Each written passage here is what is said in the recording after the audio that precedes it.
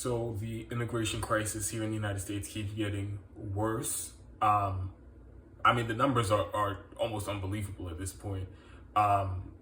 So deportations. And again, everybody was talking about how Donald Trump, he's a racist, he's inhumane, he's a man, he doesn't care about people, he's a devil incarnate and Hitler combined and all those things. He's the worst person ever walked the earth. And especially on immigration. That's what we were hearing about Trump, right? On average, I believe he deported, the number was 21,000 immigrants every month. In Joe Biden's first month in office, he deported 26,000. In the concentration camps, the amount of children in concentration camps, it was, at the height of the Trump administration, I believe it was like 26,000. 26, excuse me, is way too high. It was about 2,600, so 2,600 children in these concentration camps across the country. Now that Joe Biden is in office, at this moment, there's about 12,000, over 12,000 migrant children in these concentration camps. And then the pictures have come out too, because this week, after a bunch of pressure, after denying press and the media access to these concentration camps, these migrant facilities, Biden got a bunch of pressure, finally allowed the press in there, and the conditions were horrific. They call these, like, some of the units or pods, we could call them cells. They're designed, or cages, whichever you prefer. They're designed to hold 32 children if they follow the CDC guidelines for social distancing and other things like that. And when you factor in like the COVID regulations and stuff like that, they're designed to hold 30 children. There are about 617 children in one pod, in one cage. They are sleeping on the floor. They're so close to each other, all these kids sleeping on the floor, that they have to sleep on the side to make room, make sure that everybody has room to lay down. Those are the conditions in these concentration camps right now. The situation is objectively worse than it's been ever. And we have the Democrats control the House, they control the Senate, and of course they control the White House. They have complete control and they have complete responsibility for the situation. And all of the libs, the shit libs, who were using the kids in cages as a political bludgeon to go after Donald Trump and to even go after the people who were critical of Joe Biden, they swung those kids in cages around and beat everybody over the head with it and said, we have to vote for Joe Biden because of that. Donald Trump is a monster because of that. All those people are silent. They are quiet as a church mouse now that the situation is as bad as it is under Democratic control.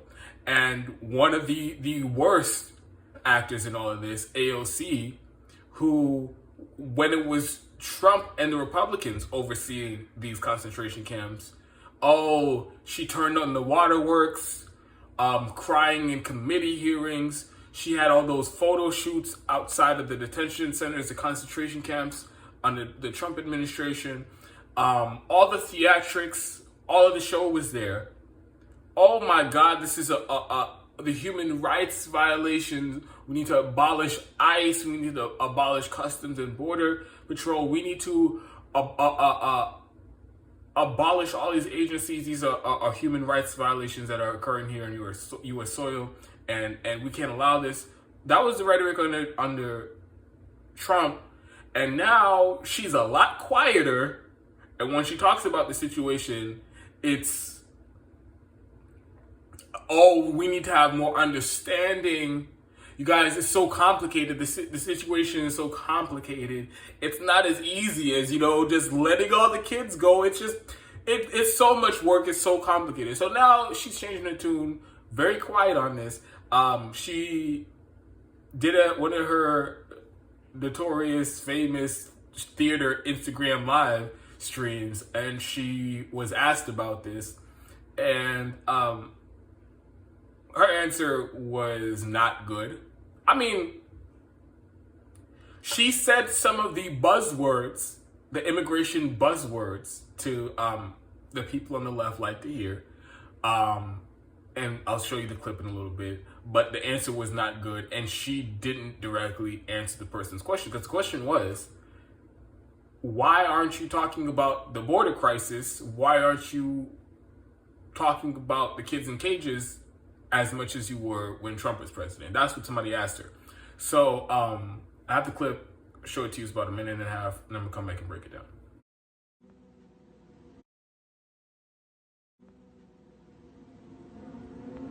Are you for real? So let's talk about this, because so much of our national conversation, which is not a conversation about immigration, is driven by people who could not care less about immigrants. Often people want to say, why aren't you talking about the border crisis? Or why aren't you talking about it in this way? Well, we're talking about it. They just don't like how we're talking about it, because it's not a border crisis. It's an imperialism crisis. It's a climate crisis. It's a trade crisis. And also, it's a carceral crisis, because as I have already said, even during this term and this president, our immigration system is based and designed on our carceral system. Those are some of the problems. What about the solution? Well, number one, our solutions need to be rooted in foreign policy, because our interventionist history in foreign policy and history over decades of destabilizing regions drive people to. But people don't want to have that conversation. Secondly, let's talk about the climate crisis, because the U.S. has disproportionately contributed to the total amount of emissions that is causing a planetary climate crisis right now. But who is bearing the brunt of that? Disproportionately, it's actually not us. We help create the problem, but disproportionately, it's the global South. It's South Asia, it's Latin America that are going to be experiencing the floods, wildfires, and droughts in a disproportionate way, which ding, ding, ding has already started a migration crisis.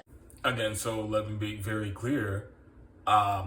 She did not answer the question. The only acknowledgement to the question, the actual question, was when she put it up on the screen. She said, "Are you for real?" Yes, actually, we are for real. Because you aren't talking the same. You aren't acting the same. There isn't the same urgency. There isn't the same vitriol coming from you to the president as there was when Trump was president. And when Trump was president, the situation wasn't even as bad as it is now. So, yeah, people are for real when they're asking that. And then she does this very disingenuous move that she's become a master at, and a lot of these elected progressives have become a master at. Instead of addressing the good faith criticisms, these are criticisms coming from the left. Because, yeah, of course, we've seen Ted Cruz and Sean Hannity and their crocodile tears. Oh, the migrants, the crisis at the border. Oh my God, how are we treating people like this? So we've seen all of that. And yes, we know they are disingenuous and they don't mean anything that they're saying. And they don't care about the immigrants.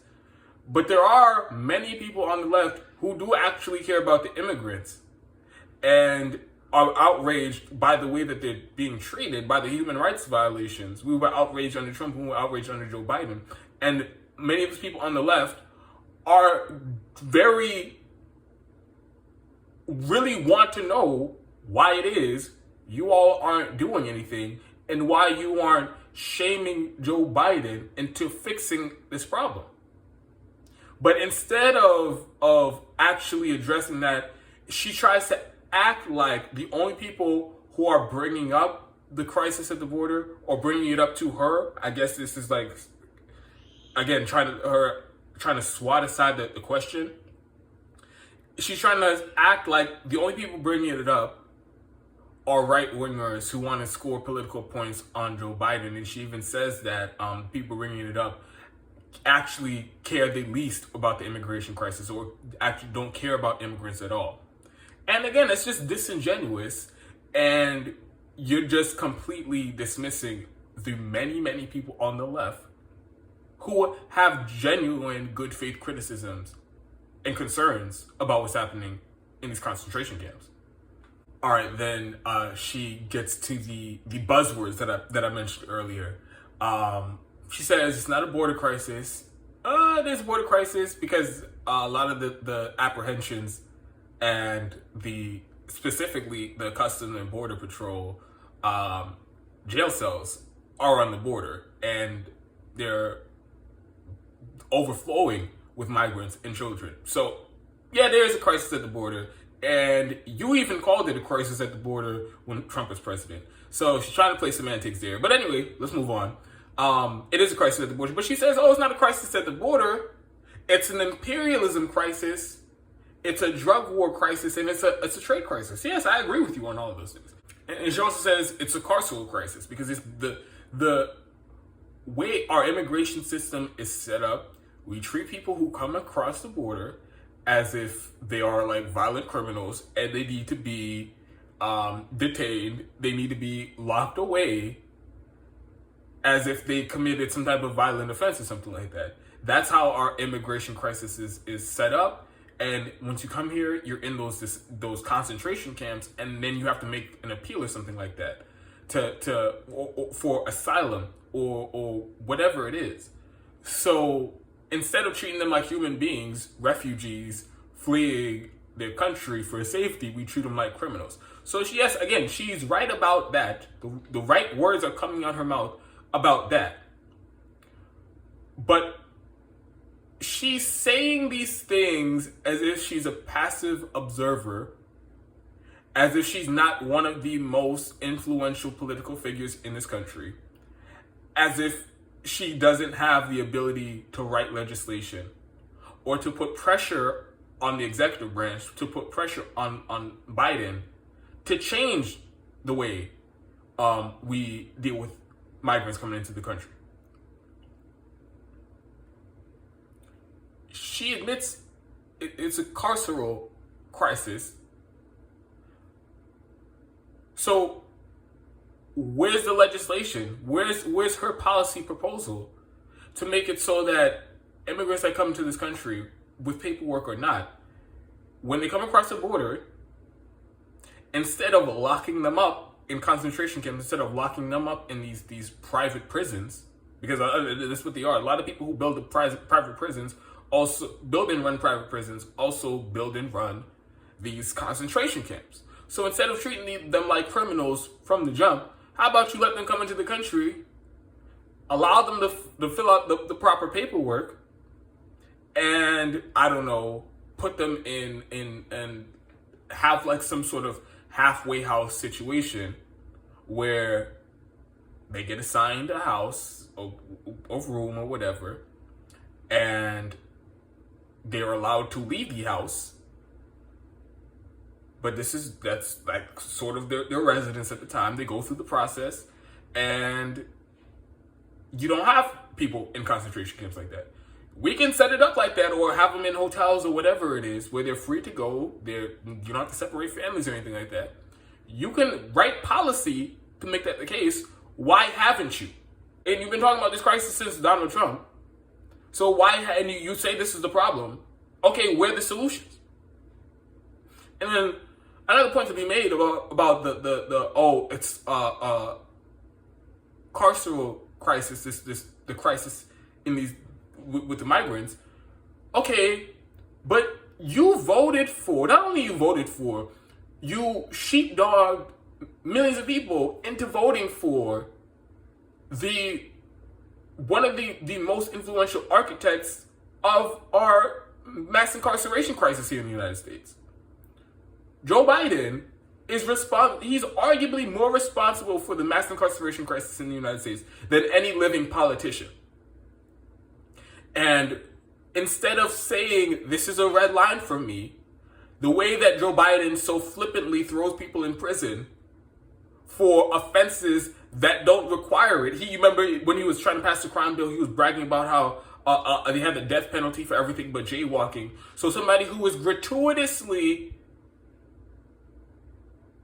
cruel and is gleeful about locking people up, That man was running for president, and instead of saying he's bad and Donald Trump's bad, I'm not voting for either one of them. And if anybody wants me to vote for them, I need to see, or they want my vote, they want my endorsement, I need to see tangible improvements to the immigration system, to our carceral system in general. We need to stop locking them up. If you can commit to that, then I'll vote for you. She didn't do any of that. She just said, oh, you want me to vote for Joe Biden? You want me to shill for Joe Biden and sing Joe Biden praises and talk about how great he is? Oh, yeah, I'll do it. And I'll get nothing in return. So you voted for somebody who's responsible for the carceral crisis, the mass incarceration crisis. And then now he's president, and you still refuse to hold his feet to the fire. You still refuse to hold him accountable for that, and hold him accountable for the mess that he made, and make him fix it. You still refuse to do it. And then she claims these solutions, and then she talks about, like you see in the title of this video, a real problem we have here is the imperialism. For decades, we overthrow and destabilize these countries around the world, and creates these horrible conditions, and we force people, and it forces people to flee their homes, makes them refugees, and they end up coming here and they end up going to other countries around the world. So the imperialism is, oh boy, that is such a root problem with the migrant crisis. And again, but the words that came out of her mouth are correct. She said the right buzzwords. Yes, and I've talked every single video I've done about the migrant crisis in this country. I've mentioned the imperialism, because you can't talk about the problem without talking about the root of the problem. So yes, she's correct that the imperialism is a big part of the problem. But two things. First of all, so she's acknowledging that imperialism is a problem, but while she's been in Congress, she's been co-signing even more imperialism. Joe Biden just illegally bombed Syria a month ago. This is on top of our illegal occupation that we're doing there, occupying the oil fields and stealing their oil. That our entire presence in Syria is rank imperialism. AOC hasn't called out Joe Biden yet. She hasn't said a word about those airstrikes a month later. And aside from she claims to be a leader on the left, supposed to be the main part of the anti-war movement, right? She claims to be an anti-interventionist, right? So she has a moral obligation to take a stand against the imperialism. But aside from that, she's a sitting member of Congress. It's her responsibility to be a check on the executive branch. So when the president does illegal airstrikes, unconstitutional airstrikes, it's her job to call for his impeachment, or at the very least call for an impeachment inquiry and get to the bottom of it and start an official investigation and look into war crimes. That's her job as a congressperson. And again, not only did she not say a word about the imperialism, which she should have, but she just won't do her basic duty as a congressperson and demand accountability for the executive branch for illegal airstrikes, for war crimes. So again, she's using the nice language, but her actions don't line up. In Venezuela, she was supportive of Juan Guaido, and she was supportive of the U.S. CIA State Department effort to overthrow the Maduro government in Venezuela, the democratically elected president, elected by the public in Venezuela. When the U.S. was trying to overthrow him and had Juan Guaido, some rando assembly member or congressman, whatever, just declare himself the interim president like Janine Áñez in Bolivia. And then the whole story about the coup in Venezuela under the Trump administration was insane. It was bonkers. They froze all of Venezuela's assets. They tried to give Juan Guaido access to the Venezuelan bank accounts. because they were just going around play acting, pretending like he was the president. So it was just an outright coup. You had people like John Bolton saying, "Oh yeah, we're doing it so for the oil and stuff like that." That was a coup. That was regime change. That was U.S. imperialism. Where was AOC on that? When she was asked, I believe it was by Max Blumenthal or somebody asked her about it, she says, "I deferred to party leadership." She deferred to the party leadership. The party leadership of the neocons like Nancy Pelosi and the warmongers in the Democratic Party, they all sided with Donald Trump backing Juan Guaido to install him as basically the dictator of Venezuela. All of the Democrats were on board with that. They were all cheering Donald Trump on that. And Donald Trump and Mike Pompeo, Elliot Abrams, they were saying, yes, do some more regime change in Latin America. So when she says, I defer to party leadership on that, she says, I'm pro-coup in Venezuela. And then she even follows Juan Guaido on Twitter for I have no idea why. And she's tweeted out some shit about how Maduro's a dictator and all that stuff. So she's out there, again, actions don't line up with the rhetoric. She's out there repeating CIA State Department propaganda to manufacture consent for regime change in Venezuela. And she's talking about I defer to party leadership while party leadership is actively participating in a coup and regime change and an intervention, imperialism, talking about I defer to party leadership. Okay, so you're co-signing a coup then. And notice, in this part of the video, she's talking about, oh, what are the solutions to the crisis? And then she talks about imperialism. She doesn't say, let's stop the coup in Venezuela. She doesn't say, let's stop doing coups in Bolivia. She doesn't say stop the sanctions, the deadly sanctions that we have on Iran and on Syria and all these other countries around the world. Let's stop all these covert and overt. Let's stop all these militaristic and interventions. Let's stop the economic warfare that we're doing around the world in all these different countries, because that's leading to refugee crises that we're dealing with in other countries around the world are dealing with. She never said that. She never said that. She said, oh, what are the solutions? Imperialism bad. We've been doing imperialism for decades. And then leaves out the part about our current military interventions, our current imperialist actions. And then leaves out the fact that Joe Biden is the biggest warmonger, biggest war criminal, biggest war profiteer you can find in the country, aside from maybe Henry Kissinger or Dick Cheney and George W. Bush. Because Biden has been for every, not some of them, not one or two of them, not three or four. Joe Biden has been for every fucking war, every intervention, every act of imperialism, every sanction that has been proposed. Joe Biden has been leading the charge for the Democrats his entire career. So you want to talk about imperialism as a problem. You want to talk about our foreign policy as a problem. But you won't name names and you won't call up people in the Democratic Party who are, again, completely control government right now and are actively participating in more imperialism and more intervention. She won't call them out and she won't say they need to stop that shit. She won't.